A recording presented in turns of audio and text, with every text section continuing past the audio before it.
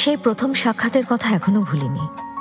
আলতো করে আমার হাত ওর হাতের মাঝে নিয়ে যখন চুমু খেলো, তখনই বুঝলাম আমি ওর প্রতি দুর্বল হয়ে পড়েছি।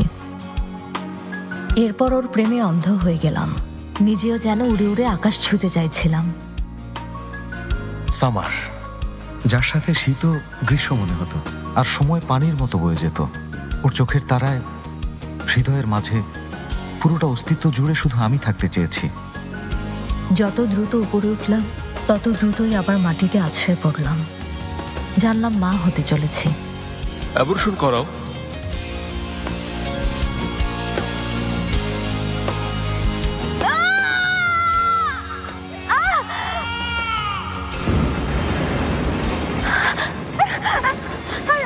কি হচ্ছে? পড়ে যাচ্ছে।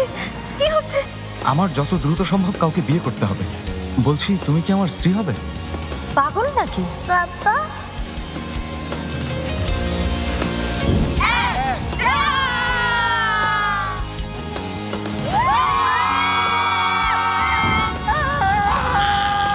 জলদি ফেলাও। হ্যালো, ফেলে দাও। তাহলে আপনি আমাকে এখানে আনলেন কেন?